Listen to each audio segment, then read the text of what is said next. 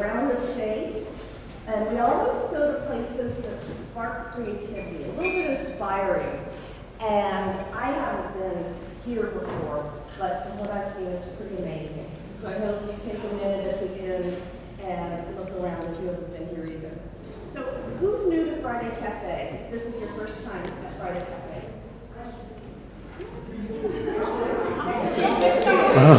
Welcome you.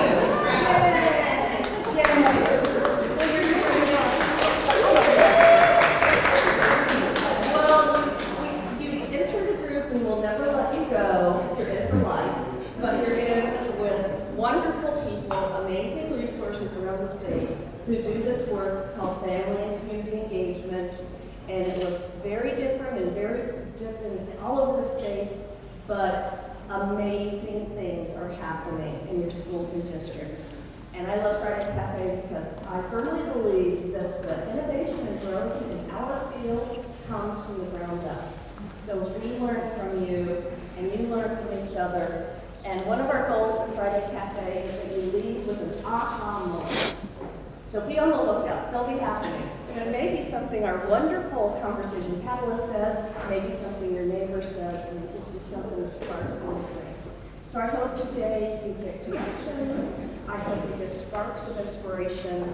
And then we're counting on you to go back to your schools and communities and lead alongside families and lead alongside your colleagues and move this agenda that's so very important and critical to everything that happens in schools, called family engagement. So with that, I want to turn it over to my friend and colleague, because we truly wouldn't be here without her. So Dr. Veronica Marion.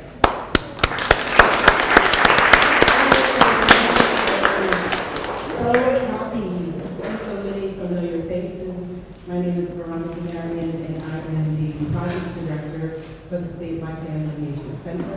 I too want to thank you for traveling with us. Love going to various places around our state so that you will have the opportunity to either invite your families, invite the students. So please, after today, take a tour around the museum and then share it back with your family and community. One of the things I wanted to share with you all, I don't know if you are aware that Connecticut has the Statewide Family Engagement Center grant. We're one of 19 other states that also have this grant. We're federally funded, and we're grateful for all of the resources that we have to support venues like this. But one of our most important things is to ensure that you all are familiar that Connecticut has its own definition of family engagement. So I'm going to give you the opportunity today to take a look at the State Department's website to make sure you know that definition, because our definition has been used both nationally and internationally. I was in an event last November, and another state, Hawaii, was using our definition. If you know, I raised my hand and I was like, that's fine. So I want you all to be able, I want you to be familiar with it. I want you to be able to use it as well. Today, we are also in partnership with SERC, the State Education Resource Center. Like the State Department of Ed can't do this work without us, we can't do this work without them. They have been a fabulous partner from the very beginning. So I'm going to toss it to my friend and colleague, Nicole Vitale.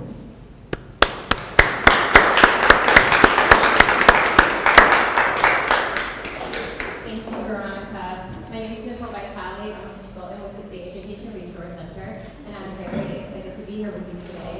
About a year ago, I had the opportunity to meet Abdul, our speaker for today, and as soon as I heard him, I knew that I needed to share with people who maybe haven't had the opportunity to hear him speak before. So,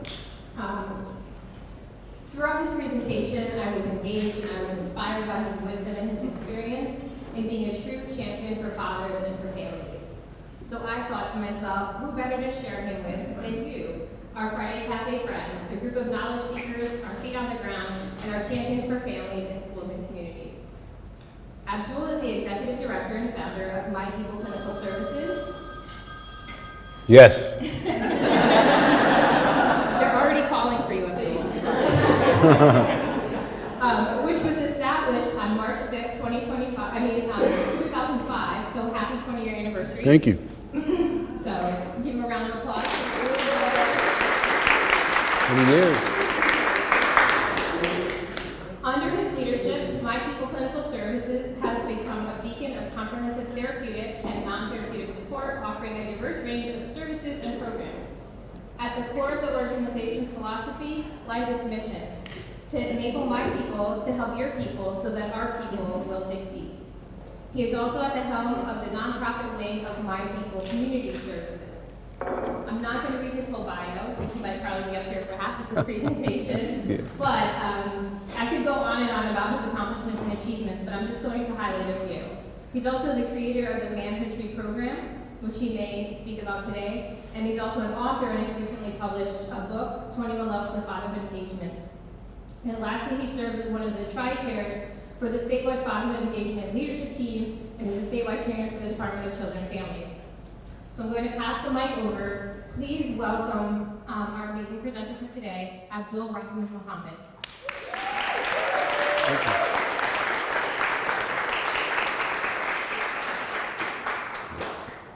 I noticed when we got started, the first two speakers, that you guys were a little cheap with the rounds of applause. I was getting nervous, so I think you should give them another round of applause, just really get the energy going. Yeah. So today, I like this mic. I mean, I'm covering the room right now, right? It's just going out there. Today we're going to talk about the power of fathers. I think that this is an amazing topic. I do trainings and conversations about fathers all the time, but I really like the idea of fathers having power. It's like strength. And so we'll get to some strategies, and my hope is that rather than me just speaking the whole time, we'll be able to have some interaction, and you guys can also add some of your thoughts as it pertains to the power of fathers. I put up, this is one of my favorite pictures of my family. And as you can see, I'm in the middle. And so this picture is probably at least 12 years old. And whenever I look at this picture, my son right now is 18 years old. And he's 6'2", 240 pounds. And so to see him as that little person up there is amazing. We wouldn't all be able to fit on that couch right now. In this room. My daughter on the other end, she's at college at Delaware State. And she's she's audacious. If she walked in here right now, you'd just be like, oh my gosh, she's like one of those people, big hair, and last time I saw her, she had red hair, and then the next day she had black hair. It was crazy. And then my other daughter, she actually just called me the other day. She's a teacher, and she was telling me how hard being a teacher is. And I said, get up and go back and do it again tomorrow. You're a first grade teacher. You can handle those little kids. And so she wasn't happy with me because I think she was hoping I was going to give her a little bit of a massage, but that's not the kind of father I am. All right. I'm a black superhero. My superpower, playing with my kids for more than an hour. I cook breakfast, pack lunch, change diapers, but not that much. Help with homework, wash them up, read them stories, and show them love. I attend PTCs, watch My Little Pony DVDs, RSVP to tea parties. I proudly wear a shirt that reads D-A-D. I work. That's right, I have a job. And I'm married and in love with my wife. I've dedicated my life to doing what's right. I save the world every day by being a role model to my son, and I know he's not the only one who's watching. So I role model to sons whose fathers neglect to teach. Son, this is how you set. And this is how you shine. If they only knew the value of time and what a little time could do, they could probably say, I'm a black superhero too. So I did that poem just because I got the book, just in case you want to get a coloring book later on. I just threw that in the presentation. All right, but actually I threw it in the presentation because when you talk about the power of fathers, to me this poem exemplifies that. You know, power is like, you know, a lot of times we think about power, we're thinking like you got to be tough. But in the poem, I'm telling you, I cook breakfast, I pack lunch, I change diapers, but not that much, right? But it's a very powerful thing to recognize that in 2025, men, fathers, have to do pretty much the same thing mothers do, right? We got to get involved. We can't just sit over and say, I'm going to work, I'm going to bring home the bacon. There's more to being a father now than maybe in the past. And so I just wanted to be able to emphasize for us that, you know, the power of fathers is not necessarily in the strength of fathers. It's in the things that they do for their children, how we show up for our children. And it's very important. Since you guys are teachers and people that work in that field, I thought that I would start off with some stats. Because stats tell you a story without actually, I mean, once I show you the stats, you're going to be like, man, fathers are powerful. So I'm going to show you some stats. These are some stats from the National Fatherhood Initiative. And just basic stuff. Fatherhood involvement in schools is associated with a higher likelihood of students getting A's. And some of these you might not know. We're going to go through these pretty quick. Allowing new fathers to be involved in caring for their child in the first days of life can have a positive long-term effect. Involved dads lead to less distress in toddlers. Dad's involvement during pregnancy positively influences health outcomes for mom, dad, and baby. These are just some stats real quick. Compared to pregnant women without father support, pregnant women with father support experience lower prevalence of pregnancy loss, 22% compared to 48.1%. It's a huge disparity, difference, right? Daughters are less likely to engage in risky sexual behavior when they have consistent contact and a sense of closeness with their dad.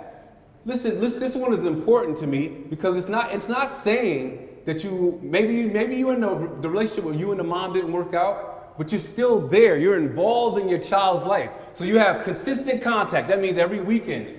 Maybe I'm showing up at the school for some different events. The child feels close to you, right? It takes away the risky behaviors. Higher quality father-daughter relationship is a protective factor against engagement in risky sexual behavior. Boom, twice. I have 2 daughters, so I had to double down on that one.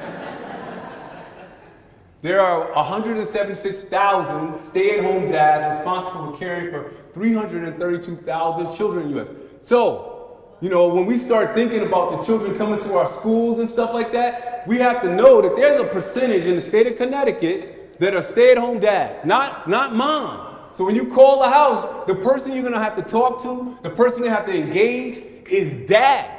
And so we have to be comfortable with making sure we do that because they're there. They're the one taking care of the responsibility. Children who live with their dads do better in school. Just by living with your dad, you're going to do better in school. Why? Every day when my kids come home from school, I'm saying, what you got? What kind of homework you got? What do you got to do today? How come my son comes in? My son's a senior. So he walks in, he's just so cool, man. I love the guy, man. He's so cool. But I'm like, yo, this is your senior year. There got to be some projects or something that's going on. You come in every day with your book bag on your head. Why don't you have your book bag on your arms? He got it on his head. Flapped up. It's like, I have never seen the boy sit down at the table and do any homework this whole year. I don't know what you do your senior year. Now, but the grades are still good. But he's doing it at school or something. I think I'm going to say he's doing it at school. Children with involved dads are less likely to be mistreated. This is another big one for me. When you have an involved dad, the world's not going to treat you any old kind of way. You know? It ain't going to treat you any old kind of way. Yeah. Boys have fewer behavior problems, and girls have fewer psychological problems when they have an involved dad. Keep in mind, I think this is an important thing I'm trying to say is that not necessarily a married mom and dad, an involved dad, a dad that just shows up a dad that is a part of their life, a dad is consistently involved with them, it changes how kids are able to behave and how they're able to think. This is very important. So it means that we can't forget about the non-custodial dads. We can't forget about, like, so if you think about the school, we send to the main parent. But we forget about the non-custodial dad who spends time with them on the weekends, who does, picks them up sometime. Maybe we got to figure out how to get his number, his address, so he can get the information too, because it'd be nice for him to be able to come to some of those events that are happening at the schools or wherever else you guys work. Involved dads improve their children's overall emotional and social well-being. We're almost at the end of these stats. Adolescent teen boys who live with their dads are less likely to carry guns and deal drugs. I almost became a drug dealer. I love to tell the story. I know it's kind of like shocking. When you say that, it kind of like makes everybody go like, what? But I almost became a drug dealer. I had run away from home, right? Because I moved to Connecticut. I didn't want to be here. I want to go back to New York. So I decided I'm going to go to New York and become a drug dealer. My first night as a drug dealer. Imagine this. I was like out on the block about to do it. The first crackhead, think about this, it was a crackhead. This is funny, right? It's weird. The first crackhead that came up to me, he looked at me and he said, "Aren't you Abdul Rahman Muhammad's son?" He since when do crackheads care about who somebody's son is more than they care about the crack? That's what I was trying to figure out that night. My father's impact made it from Connecticut all the way back to White Plains, New York, and messed up my drug dealing career. That's the power of a father. Imagine if that night that didn't happen. What path may I have been on? I wouldn't be here with you guys, maybe. But because of that night, the first person that came up, it seemed like the night nobody was trying to help me out. And within 2 days, I had come back home because I didn't succeed as a drug dealer. If only I would have succeeded. Involved dads reduce mom's parenting stress. So when you have an involved dad, where mom could say, "Honey," or "Ex-honey, I'm having some issues with these kids. Can you help me out?" Of course, I'm in here. Let me see what I can do to help out, right? So it brings down her mom's stress too. So that was our first part where we talked about just some basic stats. Now, the thing I did, I could have added all the negative stats in too. All the negative things happen when you don't have involved dads, I decided not to do that because there would have been another 15 or 20 slides. But just know there's another 15 or 20 slides that tell you the opposites. These are all good ones. I could have told you that when you don't have a father involved, there are certain things that happen as well. And most of them are very negative because of not having fathers engaged and involved. What I would like to do, at your tables, I said 15 minutes, maybe let's do 10 minutes. And I want you to think about how the power of fathers has shown up in your life. We're gonna take 10 minutes. I want you to talk to each other. If you don't know everybody at your table, get to know the people. Maybe you're sitting with your friends. You guys should have mixed it up a little bit. But we're gonna take 10 minutes and talk about how the power of fathers has showed up in your life.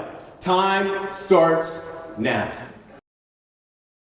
Who would like to start us off telling us about the power of fathers? Who's going to be the first person, first table? Yes. So I lost my father last year, and I was explaining to my table how I'm so hurt to not have him now moving forward. Yeah. But I'm at the same time, I'm 42 years old, so I have to think about on the other end where people say they haven't had their fathers for 5 years or 7 years, or their father was never around. Right. So I'm just truly grateful when I was explaining this to them, because he lived with my father, because my mom passed when I was so young. He taught me everything: cooking, cleaning, fixing cars, home repairs, and I'm just truly grateful for that experience. Yeah. Thank you. Yes. share, because I was just sharing with my new friends at this table, how while you were speaking, I almost got up because I just lost my father in December, so I'm like really into hearing you say that. Yeah. Overall. It is, So yeah. that just is proof right there, the impact that a father has. You know, my father passed away 7 years ago. And one of the things that I recognize is that when you really love somebody, it never, you think like one day it's gonna get better. You know, like one day you're gonna be able to just be, you know, like it was before. There's no before anymore. Before is that, and now it's every day. Like sometimes I'll go into a room and I have like pictures of him in the room. Or sometimes I'll come across something that is his. And it's almost like the day of the loss all over again. And it does make you realize how much you lost. Like I always tell people, I'm 51 years old. I know I look like I'm 49, but I'm 51 years old. And I need my father right now, in a way that's different than I needed when I was 15 years old.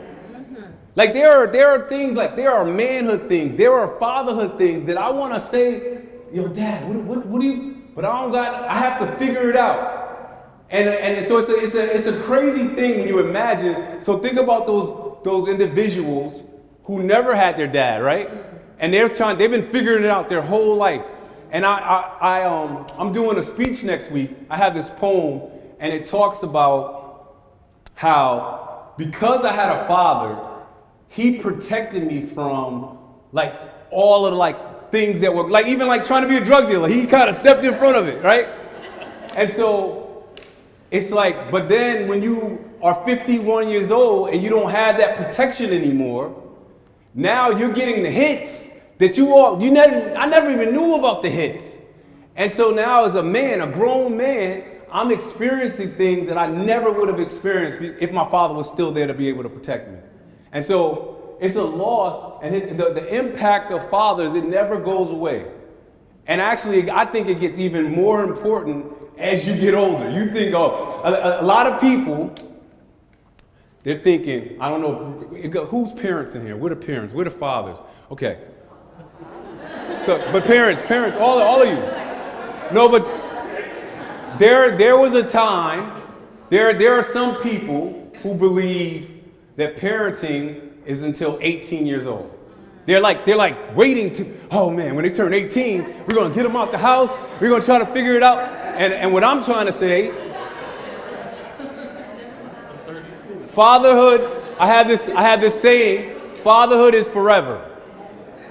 Fatherhood, and think about the word forever. I'm not saying fatherhood is for my lifetime. When you're a good father, it goes on. I talk about my dad to my kids because they only had a little taste of him. I speak about my dad. Sometimes I'll say my dad's name somewhere and somebody will smile. And they'll say, oh, he was a good man. You know? And so that impact goes on beyond your life sometimes. If you're the type of father that we aspire to be. And so more power of father things. Anybody else want to share? Yes. We'll come to you next. You're first. I just want to add to that real quick. I can't believe I'm saying this out loud. That my dad died 53 years ago. And this week I told myself I have to drive up to the cemetery because I'm in a family situation. Yeah. And I think he's the only one that can help me figure it out. Yeah. And I've never had that conversation with myself like that. 53 years later, Wow. I know when I go there, I'm going to do it with a clear head because the impact he had between me and I think I got him as a teenager. I finally figured out this week that I was not. Nobody else can help me. Wow. It's amazing. Amazing, yeah. So mine is also a loss, but kind of not like a loss from like an actual passing. So my biological father left when I was like 2.5, so I remember very small snippets. A lot of my childhood, I always kind of left that door. My mom always left the door open, always left open access. You can come see her, you can do this, you can do that.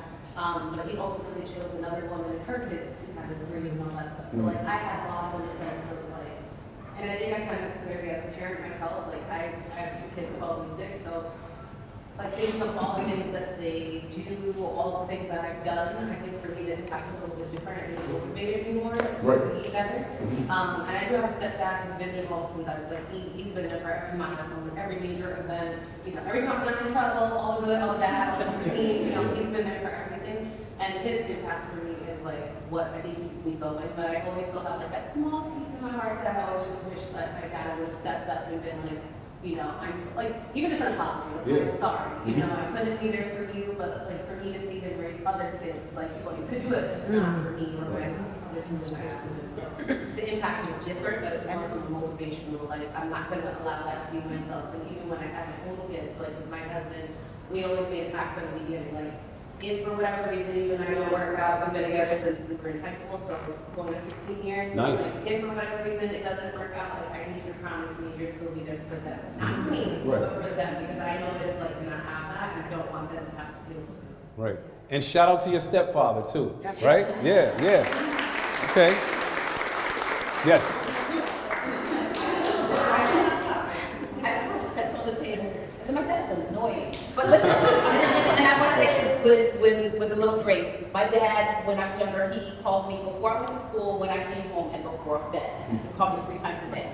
And that pretty much hasn't changed a whole great deal. And I said, even when I got married, my husband had to adjust because my dad just shows up. He shows up, he doesn't call. And I said, but at the end of the day, like I'm an hour and a half from home. If I call my dad and said I need you, he would show up. He shows up no matter what. I will call him and say, he said, did you feed lunch? And I'll say no, and he will show up. He will like go cry for chops and bring it to me. Like he shows up. He shows up. So when I say he's annoying, I say it with love. But he will show up at any time. I love it. Yeah. Yes. Yes. We're going all the way over there. In the red, yes. I would say that in my group that there was some mental illness in my family, so my dad wasn't always present.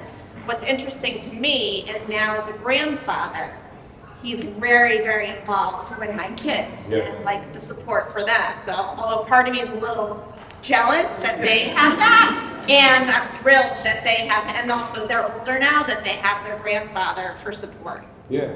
You know, you ever bake a cake or something like that? Sometimes it takes a little bit longer for you to get done. You know, like we assume that the day the baby's born, imagine when you become a father, the day you become a father, you don't know anything.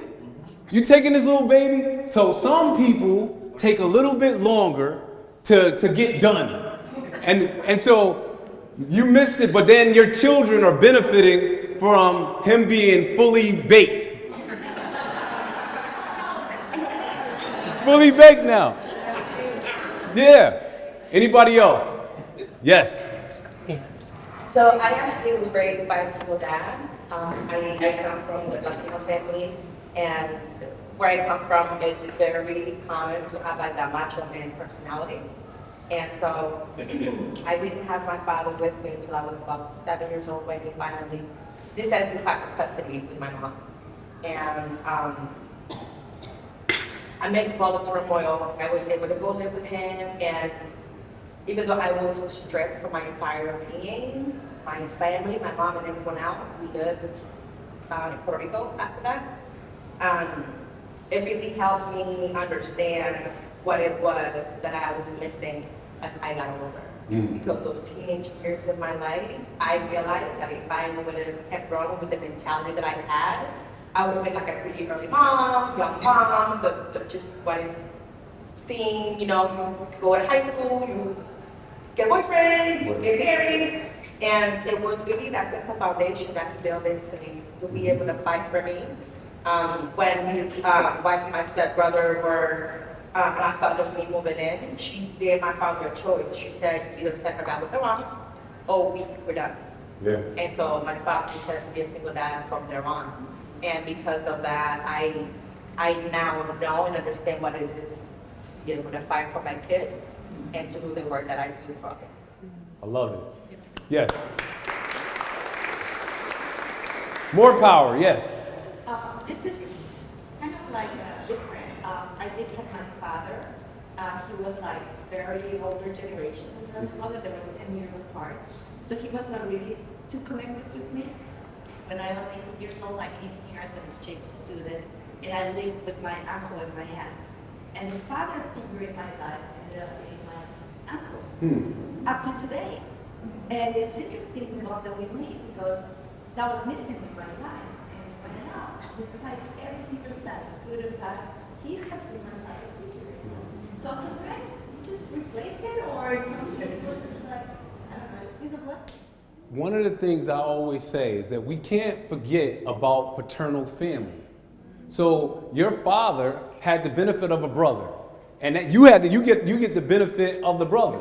And so it's like a lot of times in our work, I'm a social worker, and we'll be working with a family, and the father may not be all that, but he'll have a brother who is all that in a bag of chips, you know? And so it's recognizing that if in a family we have support. Your father was able to give you life. To me, that's an awesome thing. You're here, right? But somebody else in the family can step up as well. And so shout out to your uncle father. Amazing. Yes. So I was telling my example how the work that I do work with families has a lot to do with how I was raised, and I know that they have others all of that. So my father, like the lady over there shared other children, so he was there, I knew him and stuff like that, but he wasn't, the best role model or the biggest positive that we had.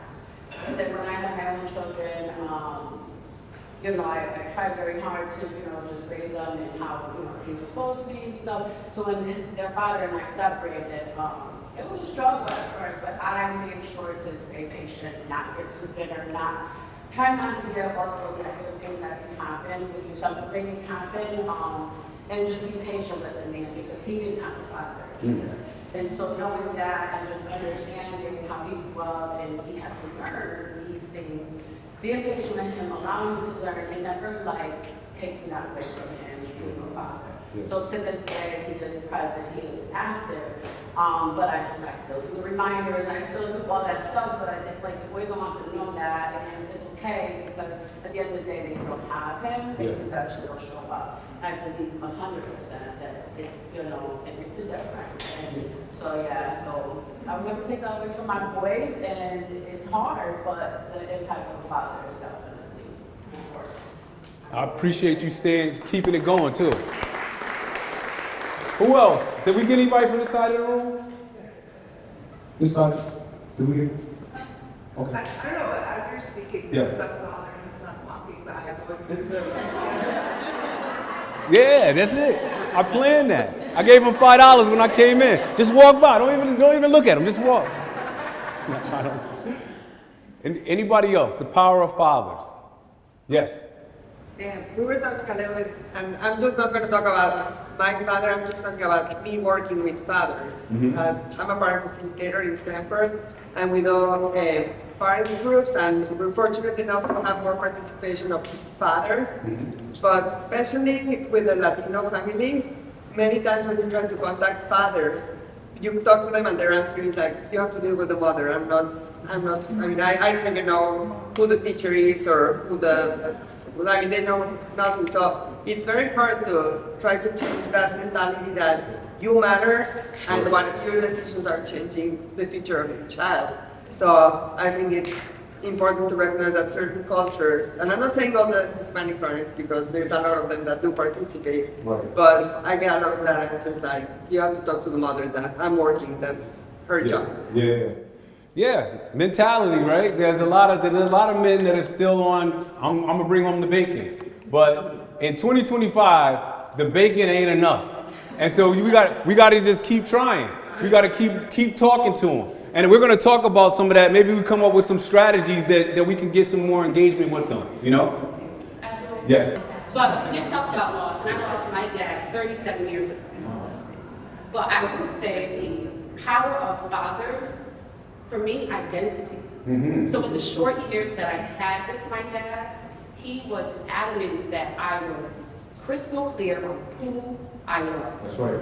Yes, you were born here in America. but you are West Indian. You are Jamaican. This is what it means. This is where your Kevin. family is from. When you go there, this is what you do. For me, it was identity. Yes, I love that. I need 2 more. Yes. Make sure you stand, and then we're gonna go. You gonna come over here? Okay. You want a microphone? My dad, so my dad is 85. And he's been with me, living with me for the past 2 years. And when I tell that story, people say, ooh, you must have a good father to take care of him at this elderly age. All I ever remember is a cheerleader and a provider. Okay. And so I'm a deacon's kid. So I was raised in church. It was all church, all day, every day. Twice a day. But even as everything that I attempted to do, I would call both my parents, they were always together. I would call both. But that was my duty, still my duty, right? And I was like, Dad, I'm getting ready to go for this job. Like, this is a big one. Like every first job, you think it's that big one. And he said, call me when you get it. Then I applied to college. Call me when you get it. Then I applied for the doctoral program. Call me when you get it. That's all he ever said. So he thought I could do it, which led me to believe I could do it. And so I did it. That's it.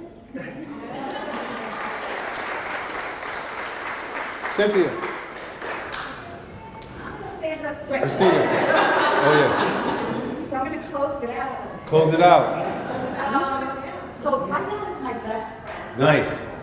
He was never my best friend until probably the last, I don't know, 13, 14 years post-divorce. He has become my best friend. So my dad was a veteran. He is a veteran. Was in the Marines. Very disciplined.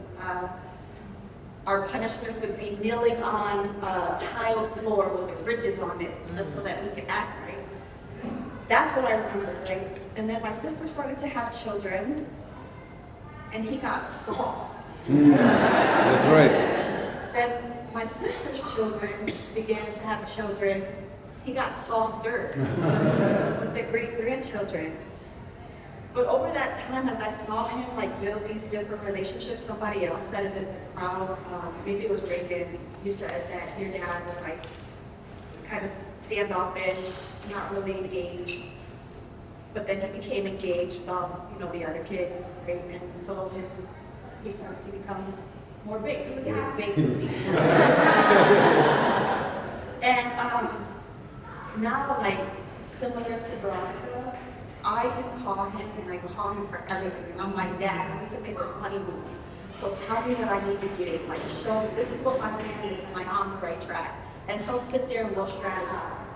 Similar to, like, me applying for a job. He's like, listen, this is the money you need to make. This is what you need to do. Like, and my dad has no education. He has a 6th grade education.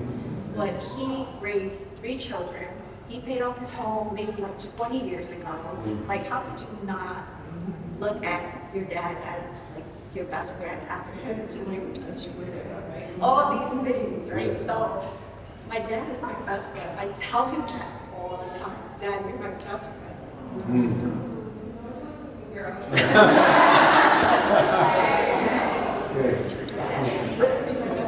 Like, I'll talk to him about my partner, the issues that we're going through, what good times we're going through, and then he'll sit there and counsel me.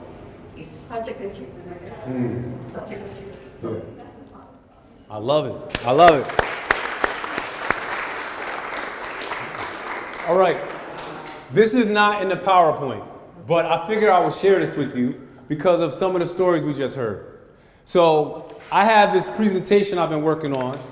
It's called The 8 Different Types of Fathers. The 8 Different Types of Fathers. And it's not in the PowerPoint. I'm just going off the dome right now. So, it basically goes on the timeline of life for a child. So the first type of father is a father of a baby to toddler age, like, 0 to maybe 3 or 4. And there are some fathers who are awesome at that. There are other fathers, me, who wasn't changing no diapers, like it's diaper time, Then you go from a toddler to a little boy or girl. Once again, there's a father, they take them to the park.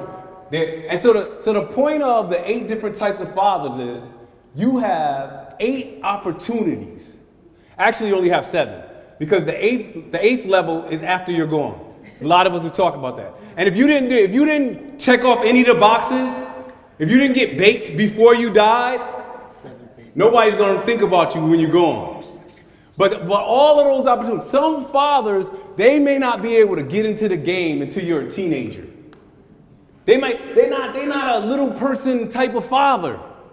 But when you become a teenager, all of a sudden, if I think about my father, when I was a kid, my father was just the father. He was the whoop that butt. You know what I'm saying?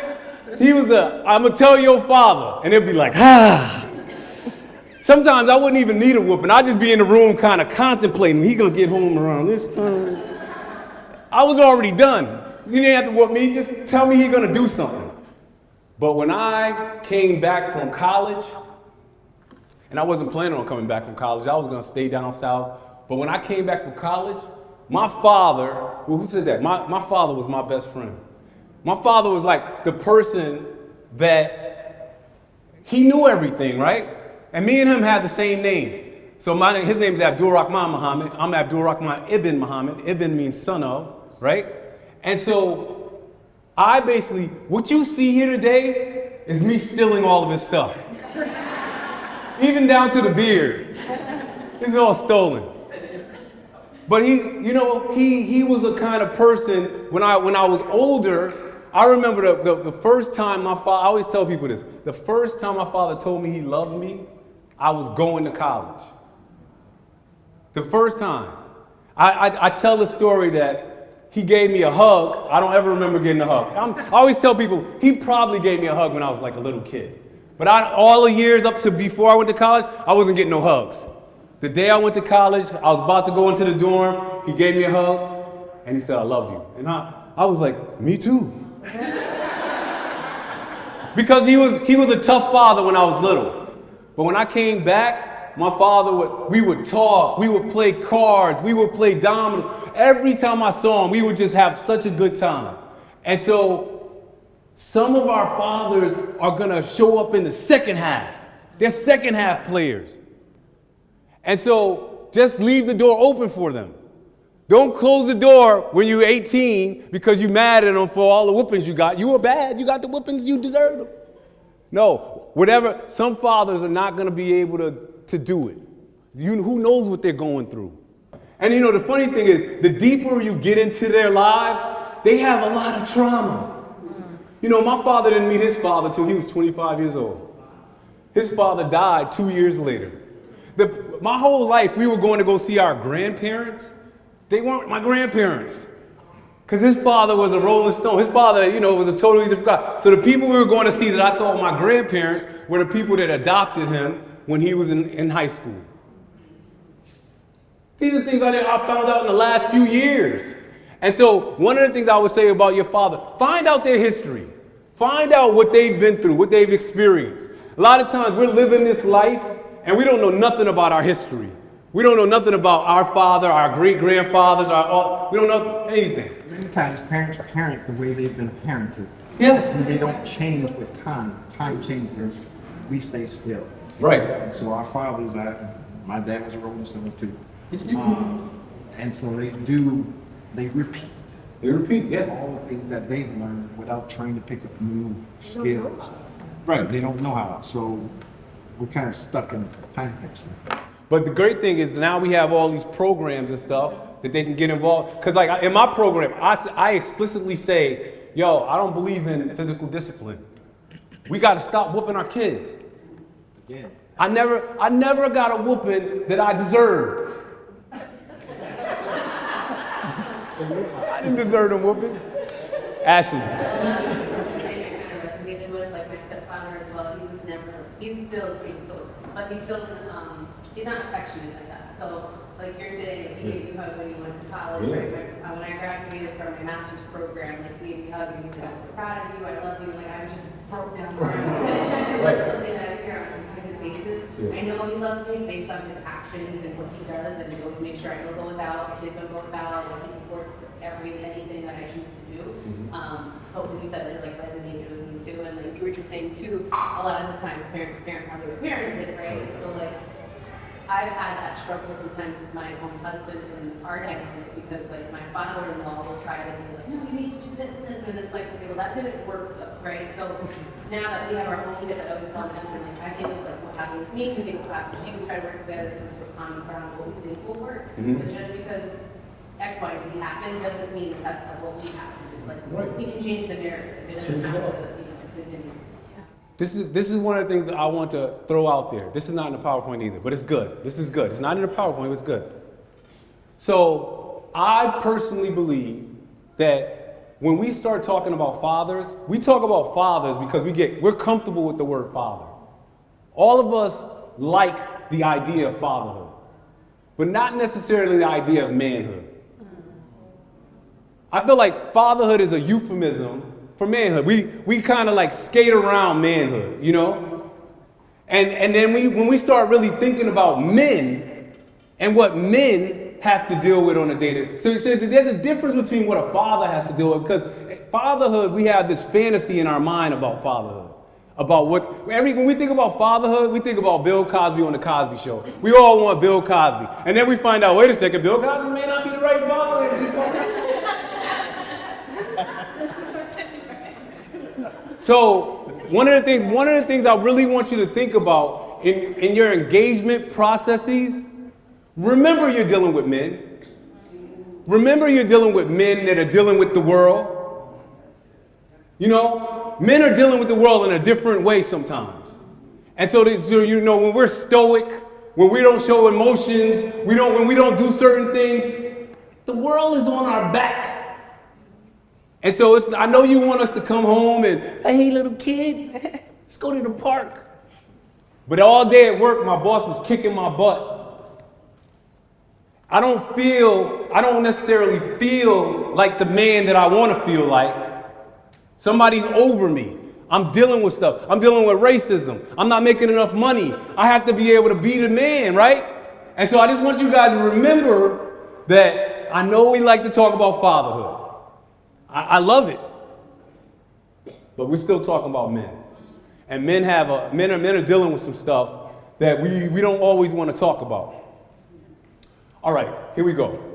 So now we're going to start talking about the 21 levels of fatherhood engagement.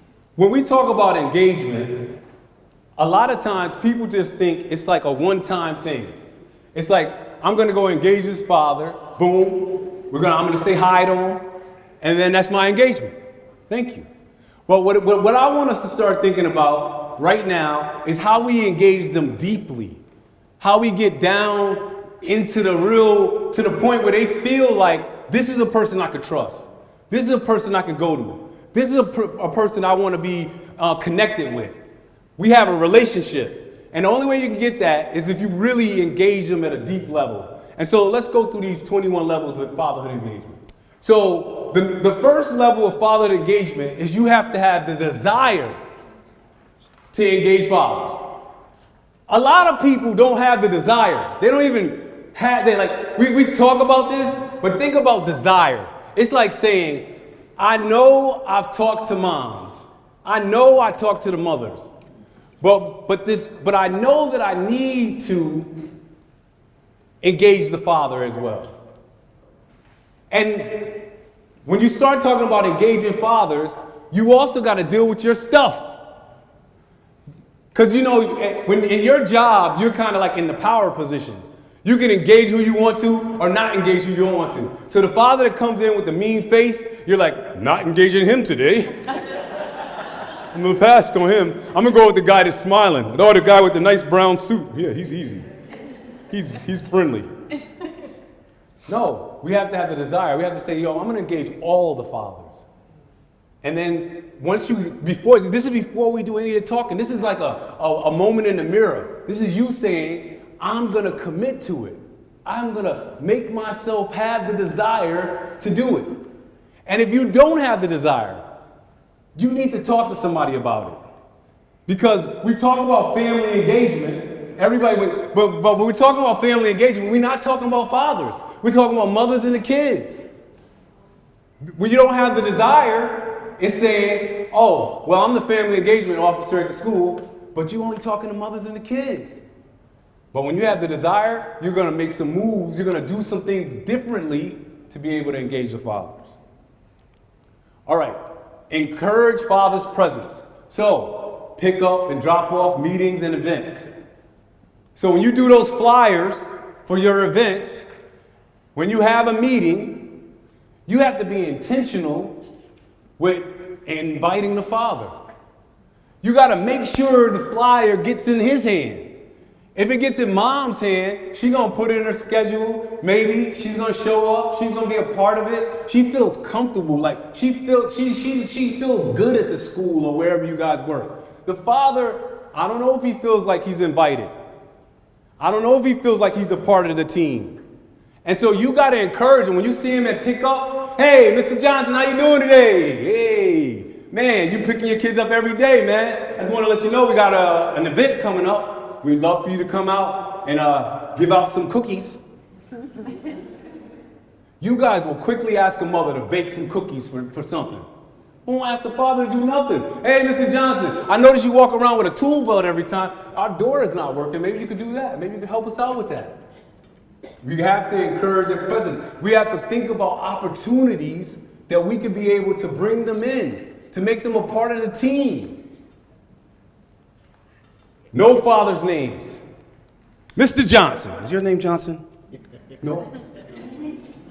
Aaron. You know that it makes a big difference when somebody knows my name than when somebody doesn't know my name. If I came into your place of business, your school, and every time you say, hey, Mr. Muhammad, how you doing? And keep in mind, notice how every time I say something about a father, I'm saying Mr. something. Because I personally believe that until somebody says to me, call me my, hey, I know, I'm not Mr. I'm Dr. Muhammad. No. I'm not Mr. I'm Abdul. But it's like we know we're dealing with men, so we're going to give them a little bit of respect until they say, oh, it's okay to call me my first name. And so when you know their name, Mr. Johnson, Mr. Muhammad, it makes them feel, oh man, these guys like me, man. I love going places and now I walk in, like I have a restaurant I go to. I go there all the time. And when I walk in there, it's like the president's there. It's like, oh, I'm doing what you want today. It makes you, so I go back because of their customer service. The way they make me feel. It's a when the waitresses are pregnant, they have to have a kid. I'm like, feeling like I need to get them a gift. I'm a part of this. I gotta give them a gift. Right? Just by them saying, oh, Abdul, how you doing today? Oh, you're gonna have your usual? They know what my usual is. Right? That's the same thing at the school. It makes them feel differently. It makes them feel good. Invite fathers to get involved. Mr. Johnson, we're having this event. I would like you to be involved in this event. What do you think you could offer? What do you think you could be able to add to this event? Oh, Mr. Johnson, I have to work that day. No, Mr. Johnson, maybe the event's only is a month away. Maybe you could take off. Maybe you could take an hour off. It's like I'm having this conversation with them like I really want them to be a part of the event. Not like, oh, you got to work? Okay, cool. No, I really want you to be there. Hey, you can't be a part of this one? Well, the next event is on this date. Matter of fact, here's all the events for the year. Which ones can we get you to sign up on? Imagine the impact of your event if you had 10 fathers there. It would be crazy.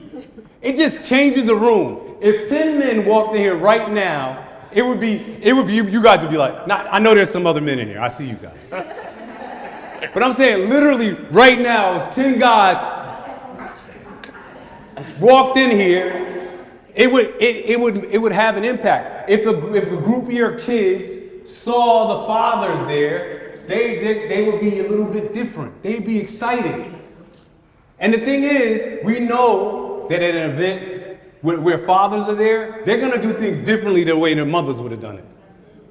It's just the way the kids, all of a sudden we picking kids up, ooh. We're a jungle gym. We're getting out there and making it happen. Because fathers do things differently. It's okay. But you gotta get them involved. How about this? How about we host a father-focused event?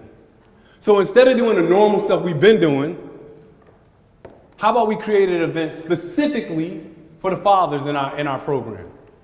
I don't know what it would be. They at some schools, they got the coffee with dads in the morning. Donuts with dads, that's what it's called, okay. Dominoes with dads. What else we got? Anybody doing an event for fathers right now? Yeah. So I'm a parent engagement specialist. I'm here with my family service manager, Ms. Flora. We actually just started a males focus group. Nice. And we have been really encouraging site managers to host different events like Donuts with Dads, Read Aloud, Dad Career Day, Daughter or Daddy and Me Dance. Yes. We do have to do Dad male focused engagement activities. The daddy-daughter dance is a great one. I created a daddy-daughter dance for 5 years. I did it with my daughter, just because for my daughter. The community was invited, but me and my daughter, it was nice to be able to get dressed up, dance a little bit. Just for my daughter. My daughter's school is like a sweetheart dance. Nice. And last year when she was in kindergarten, I just sat here and said, get dressed up, like he came to the door with flowers, like it's a whole thing thing. Yes. So this year when it happened, she was like, oh my gosh, I have to go back again. His mom's there last night, like, you should bring her. And I was like, no, I'm sending you. That's right. And so they got dressed up and they went, and this year she's a little bit more outgoing, so we actually dancing together, people were sending videos, and I mean, like, it's those little things that I don't think sometimes men realize that makes such a difference. But she's still, I mean, sometimes like last month, but she's still talking about it, and she'll continue talking about it. Yeah, and it'll be, the other thing is that later on, she would have had experience of, well, how does somebody treat me when I'm supposed to go out? Well, when my dad took me out, he gave me flowers on the first time he took me out. We got dressed up the first time we went out. So she's not gonna just settle for somebody coming in some dirty sweatpants, take her out to go to Mickey D's for lunch. Recognize the unique gifts fathers bring to the table. Give me 5 unique gifts that fathers bring to the table. Number 1, self-esteem. Number 2, somebody yell something out. Security. Number 3, presence. Number 4, leniency. Yeah, my dad want to know why. My mom don't know. My dad give me a reason why. Yes. Leniency. Number 5, discipline. Number 6, strength. Number 7, car knowledge. Okay, I'll take that. I don't have no car knowledge. Number 8, They're fun. they're fun, yes. Me and my son, I say the most inappropriate things to my son. I do. I just like to make them feel uncomfortable. It's just my thing. I don't do it with my daughters. I just do it with my son. Number 9, money management. Who's taking us home with number 10? Love. Yeah, that's a good one. That's a good one. Love. All right, number 7, listen to fathers. If you start engaging fathers, one of the things you're gonna find out is that they talk a lot. You would have never knew that they talk so much. You're gonna get to the point where you're like walking backwards away from them because they talk so much. You gotta listen to them though. You can't halfway engage the fathers. Once we start getting that relationship with them, you have to go ahead and commit to it. And so if you're gonna commit to it, now when they're telling you about their issues, their problems, their concerns, Now that you're their listening ear, you got to go ahead and take that 45-minute conversation. Because we engaged them now. They trust you. They believe in you. So you can't say, well, I gotta go to a meeting. No, there ain't no meeting right now. We're going to do this talk. Listen to them. Provide fathers with a task they can help with. We kind of hit that one already. So we're going to pass that one. Make sure fathers understand what's going on. I think this is a big one. So a whole bunch of stuff will be going on. But the fathers don't know it. They don't know what's going on. They know that they have a certain thing that they're supposed to do. I'm supposed to drop the kids off. I'm supposed to pick the kids up. But they don't know that there are nuances inside the school, inside the organization, that they could be a part of. And so the only way we're going to be able to get them to understand what's going on, we got to speak to them. We got to have a conversation with them. We got to engage with them. Hey, Mr. Johnson, did you know that we were going to be doing a field trip next month? And we need 10 parents to join us on this field trip. And we would love for you to be a part of it. Oh, I didn't know that was happening next month. Get them involved. They gotta. Oh, did you know that we have a shortage in school lunches now because the federal government said we're gonna take all the money? Do you have some cookies you could bring in for the kids for lunch? Fruit? No, we're getting cookies. I'm bringing only cookies. Yes. I was just thinking of how you said we're not just talking about fathers, you're talking about men. Yes. Right? And my husband loves to play basketball, and my son, he loves to play video games, and they love to. They are very competitive. Yes. However, when you say, make sure they understand what's going on. If I say, you're not supporting me, right? They don't kind of know how to support, right? They don't know how to show up. If you teach them how to win, Mm-hmm. if you teach them the rules of the game, say, I'm gonna give you the whole calendar, you can win by showing up to any of these. Yes. They want to win. Yes. It's language, semantics, right? Yeah. Speak their language. I like that. That's an easy one. We're just gonna come up with a sheet, and this is the winning formula for this year. We need every father in our school to sign up for 3 of these events. You'll be a champion. Have expectations for fathers. This is about you. This is not about the fathers. This is about you. If you don't have expectations for them, how can they meet them? How can anybody meet your expectation if you haven't clearly told them that, hey, I have an expectation that you're going to be a part of this?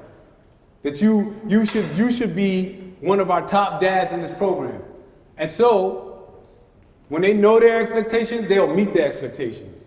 But first, you got to get out of your mind, oh, the fathers aren't going to do anything. No, you gotta believe that they're going to do something. You got to put something on their plate. You got to give them something to do. This is good stuff. Number 11, play to the father's strengths. Look at that. If we know this father isn't good at this, why do we have him over there being a hall monitor? He ain't gonna do that. He gonna get bored. He gonna be on his phone. Give him something that he could get into. Give him something that, oh, this father, he got the tool belt on. He want to show some kids how to fix something. Let's do a little workshop for that. We have another father. He always got a basketball. Hey, let's have him do basketball club. Whatever it is. You might even ask him, hey, what is something you're good at, Mr. Johnson? Could you offer that at the school once a month? Once a month. Are you a chef? Can we make some cookies together? Y'all didn't bring any cookies today. You got all that other stuff. Yes. I'm in good shape. I wanted to add that sometimes, dads don't know what they can do. Yeah. Mm-hmm. And once upon a time when I was working in Windsor Public Schools, we had, I had implemented a dad's program from K through 12th grade, where in the high school dads would come in and oftentimes they're like, Christine, I don't know what the junior high school is like. It's very different territory. Yeah. It's not like when you go to elementary school, there's all sorts of things you can do.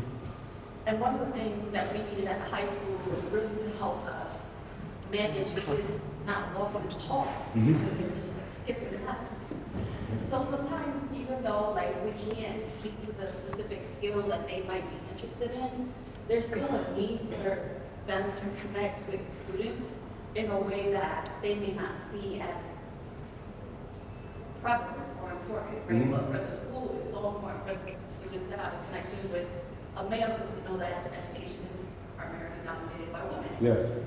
And so you could see that even with those dads there, I probably had about 20 dads volunteering in the high school. Nice. And they would always go, am I doing this right? And I'm just like, what you doing? You're just, you're talking to kids. Yes, you know how to talk to kids, right? You know how to talk to students. But you could see how, even with that, they felt really good just being present in the hallways. Telling kids, they're like, can I tell a kid to go to class?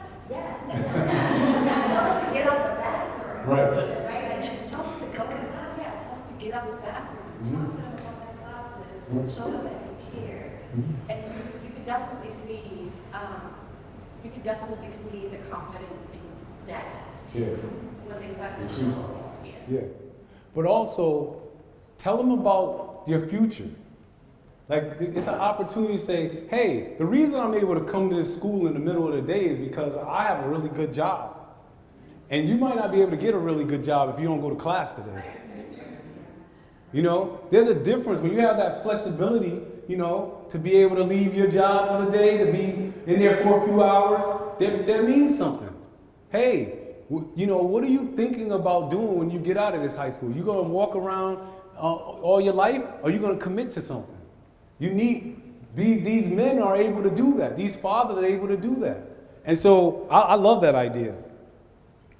All right, this is the part where you guys come up with the last 10. I got tired at 11. I got to 11 and I was like, yo, I don't know if I can come up with any more.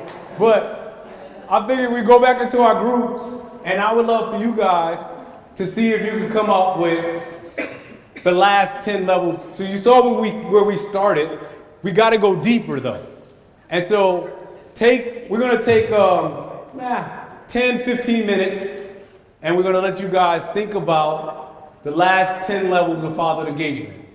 What are some things that we're going to do to engage fathers more deeply than we already did? So let's go real quick. Let's just go back through the first 10 so you know where we are. Have a desire. We hit desire. Encourage father's presence. Know their names. Invite fathers to get involved. Host father-focused events. Recognize the unique gifts fathers bring to the table. Listen to fathers. Provide fathers with a task they can help with. Make sure fathers understand what's going on. Have expectations for fathers. Play to fathers' strengths. This is where we are. We're like in there. Take us home. Take us all the way home now. We're going to give you 15 minutes. I'm going to take a break. Now we're going to get you guys a microphone so you can sound super loud. I wrote down that, remember that absent fathers aren't always absent. So I'm making it into liaison for group court, and one of the things I know is that oftentimes it's the mothers who become homeless. And I find that sometimes the children end up going to the father who weren't normally there, right? And the mother may be there as well. So just that you have to think, just because you don't see a father and you may not be listed in power, there's often a father that's there, and if something happens with the mother or to the children, that they may show up. So, yeah, that's a good one. All right, number 13. I'm coming over there. This is where I get my steps in now. Got to get your steps in every day, everybody. And you got to drink 2 liters of water every day. All right, number 13 is connect dads to other dads. Nice. I feel like women tend to, chit-chat, meet other moms pretty easily, but dads tend to not have as big of a social circle of, peers and other dads that they know, so connecting them to each other. Awesome. Connect dads to other dads. Number 14. Connect dads to other dads. Have dads as presenters of the workshops. Nice. Tell us more about that. We often tend to ask our parent educators, females, parent educators, or others in the community to present. And they, yes, can add some perspective, but they haven't really walked in dad's shoes. Yes. And so having a dad that's well-trained and can share experience, not even trained, but can share experiences that they're, as the previous person said, Kristen said, connecting Yeah. with one another, but they also learn at a different level from the experience of that. I love that that. males. Yes. Number 15.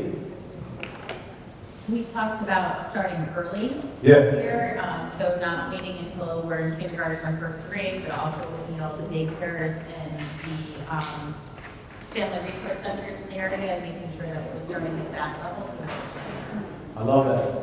It's like setting the expectation that you're going to do this for the whole 12 years plus. Are you going to go for 16? 16. We talked about being direct and concise. As Aaron pointed out, sometimes fathers deal with them and get a lot of work. So just making sure that you're being intentional with, conversations you're having. Women can talk forever and ever, but dad's time is very limited sometimes. Just making sure it's important. Dads are to the point. Like, yo, just tell me what you need me to do.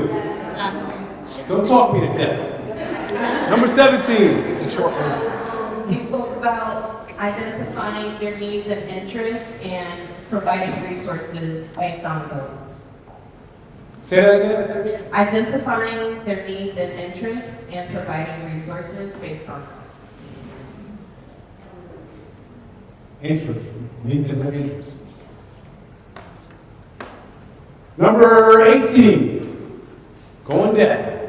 Excuse me. Sorry for reaching over your head. See fathers as mentors, going beyond just being the best friend, but being the role model, supportive of them, and also as mentors for one another. I like So that. peer mentoring. Yes. Seeing fathers as mentors, both for their kids and for other fathers. All right, number 19. We have, making sure you capture teen fathers, so not waiting until they get out of school, and then maybe utilizing some of those fathers who we're trying to bring in to help the teen fathers in schools. Elaborate on that a little bit more while I write this down. So I think that when we think about fatherhood engagement, I don't know how often we're thinking about all of the boys who are in school who are actually fathers themselves. Yeah. And so there's things we do for girls, but each child has a father somewhere. So trying to reach out and make sure you bring those boys in. And it's, figuring out ways that they have children in elementary school, because they may have kids in pre-K themselves, then how do you use those fathers in their school age? And I so love these that. are the tools on this. Perfect. Number 20. Oh, we got some down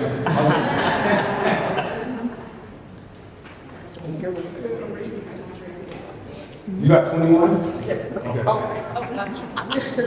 Hi, everyone. So something we discussed at our table was that men need to be acknowledged. When we acknowledge fathers for the effort that they are putting in, the response is very positive. So I know in my school, I'm a family resource coordinator. I help host things like the parent-teacher conferences and events of that nature. When I have fathers walk in the door and on their way out, welcoming them, thanking them, thank you for coming. When I see them at pickup and drop off, hi, Mr. Smith, I love seeing you at our parent-teacher conference. Thank you so much for coming. I know your son Justin really appreciates it. That leaves that lasting impact. Abdul Muhammad was mentioning about manhood. How many men are in this room? 1, 2, 3, 4, 5, 6. Less than 10% of the room. Less than 10% of the room. So while we're here, we have to remember that. And how we engage our fathers, like I said, we have to think about manhood. We have to respect and acknowledge. We have to, how do men operate, right? And I really like what was mentioned over here that was also on our list of connecting fathers to one another. When you have fathers that are connecting and create peers, that creates a lasting impact. It makes them keep coming back and tell their friends about it. I host a play group in Waterbury for children that are under 4, and when we have fathers come, I can't thank them enough when I acknowledge them and say, hey, you know, I see how you hold your baby. I see how your baby smiles and laughs at you, and they feel secure. Your baby loves you a lot, and that love comes from you. And they leave thanking me. Gracias, maestro. Gracias, maestro. Estoy aprendiendo español. I don't speak perfectly, but it's enough to get them in the door. And something we also discussed here, having the language be accessible. If things are not presented in the language that the community can understand, it's only going to reach so many. That's right. So thank you all. Yes. Thank you. Sometimes you let somebody get a mic and they will take 5 minutes real quick. Give it up for Kyle, everybody. He didn't know he liked the mic that much. He enjoyed it. All right, this is number 21. I don't know if I'm taking it home, but I will say. Take us home. I will say one of the things that we talked about at our table is just be inclusive of all that are in that fatherhood role, like in that those father figures, because I think sometimes when we're so descriptive of saying fathers or dads, it leaves out those that are a part of those families that are stepping up and being those dads and fathers for kids. So just being inclusive of everyone that is in that fatherhood figure. Okay. Oh wait. She has 22. We're gonna keep going. Go ahead. We got one here and one here. So, We'll take that. Really quick. So every year, all districts have to do a family climate survey. And I have to wonder how our results are so jaded because mom is over filling it out. That's So right. I'm thinking like when we do it this year, we're gonna do it somehow differently, where we get dads that are filling out because their perception of what we need is very different than what mom's filling out. That's right. That's a good one. So for us, we talked about providing resources for dads. Some of them like in between like what they're going through, they had lost a job. So maybe just a resume building skills, social emotional event, to say that, you know, we know how they feel like as fathers and the things that they're going through. And then sometimes people, you know, they're older, they're not as tech savvy, or some people who are older that are tech savvy can explain to them, you know, this is what's going on in the world, this is where you need to be now. So to me, it was more so about providing resources. So that was one of the things that we talked about. I love it. 24. Thank you. So you said 21 had to be deep. So Yes. Go deep. Go deep. Let's see how deep you can go. So just being trauma informed and speaking to men about the trauma that they experience that is specific to men and the young father. I love it. All right, number 25. I think it's all of this was said, but it's not about that. It's about the significant male figure in your life. That's right. Because my friend, That's and not in isolation as a family, right?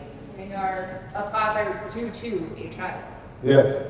All right. 26. I saw some hands down here. No? 26? 26. I just said that we need to be teaching them to strive not to survive, and that's what I think we need to not just go back and we need to give them skills. That's so right. that they can strive for the future. Survive. 27.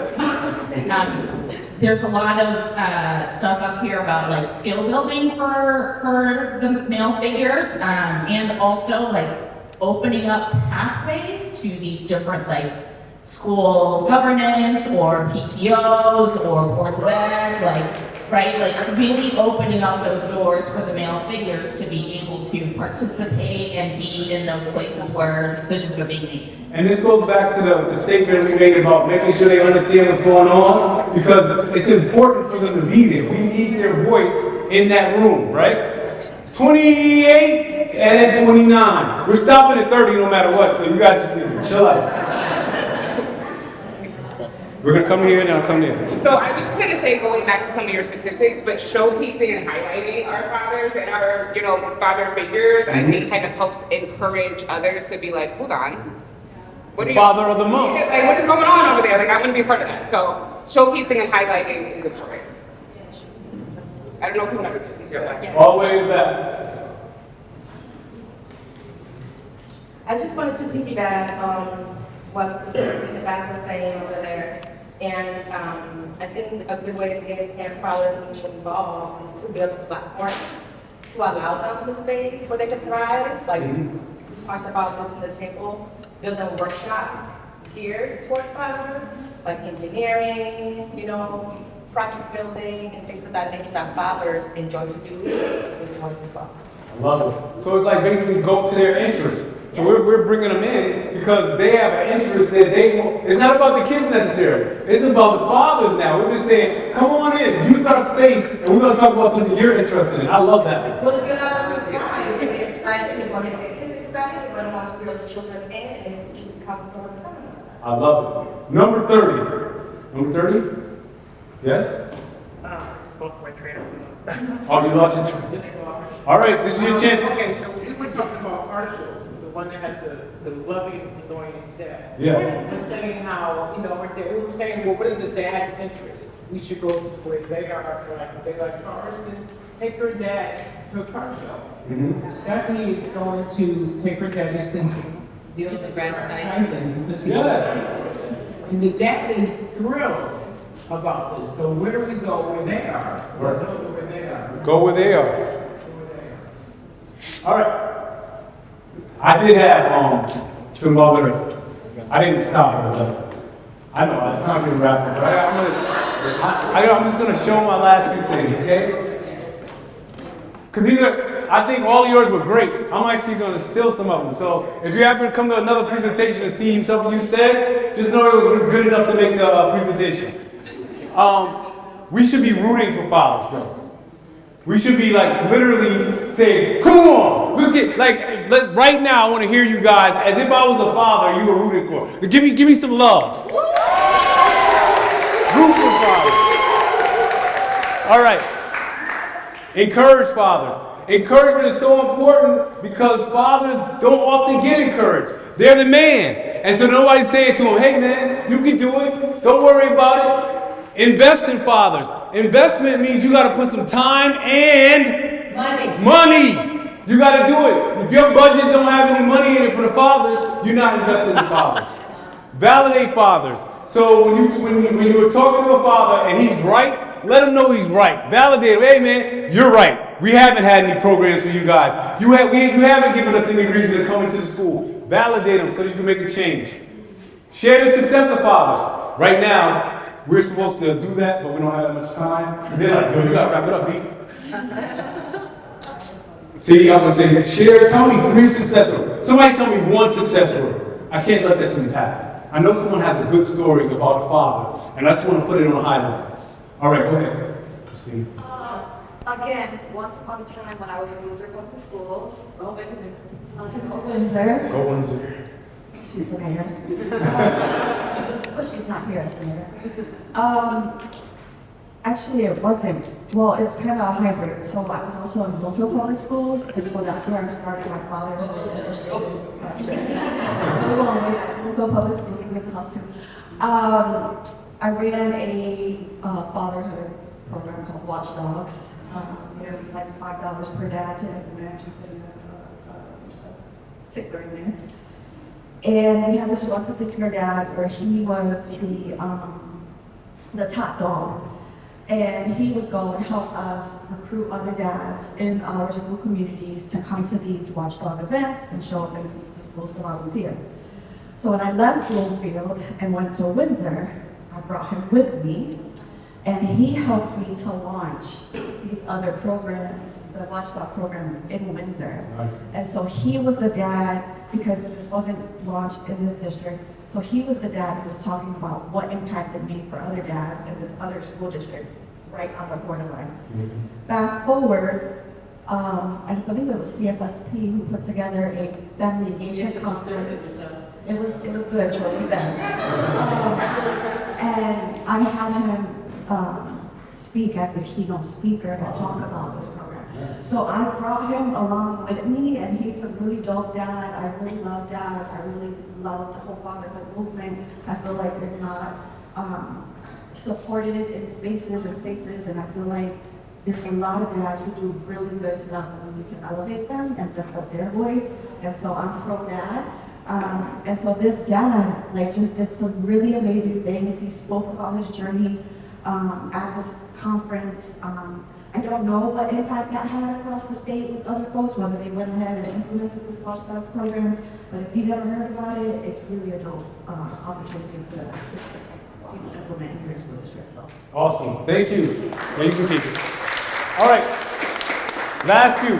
Hold fathers accountable to their word. If he says he's going to show up and he doesn't show up, the next time you see him, I got words for you. Because one thing about men, our word has to be our bond. If I tell you something, it's got to be true. Because that's a very, very basic level manhood thing. And so, if you tell me you're going to show up for these kids, you better show up. You know what I mean? Follow up with fathers and stay in touch. There's nothing to make one of those follow-up calls. After an event, hey, Mr. Johnson, I just wanted to call you and see what you thought about the event. That's a good way to pull them in deeper. Number 19, provide space for fathers, be with and learn from other fathers. I think you guys already said that. Number 20, this is a big one. So we're going to give fathers another chance. We're not going to give up on them when they mess up. We're going to say, hey, Mr. Johnson, you know what? You messed up. But guess what? We still need you. We still want you. We're going to give them another chance. And last up, when you're in your meetings and no fathers are there, I want you to speak up on behalf of fathers. I want you to put fathers out on the agenda. We want to know why we're not talking about fathers. And so then we'll get a different outcome in some of our meetings because they're not in the room, so we got to bring them into the room. All right, before I go, any questions, comments, thoughts, ideas, feedback, or criticism? Yes, we have criticism. No, I think this was amazing. I was a little on the fence coming today, I'm not gonna lie, just because of the topic. And I went to a previous one, I got a little emotional with my feelings, and I had a rough afternoon, so I was a little hesitant, but I just want to say you did a great job. Thank I'm you. glad. Appreciate it. All right. Thank you very much.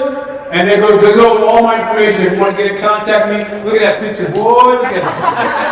Look at that boy.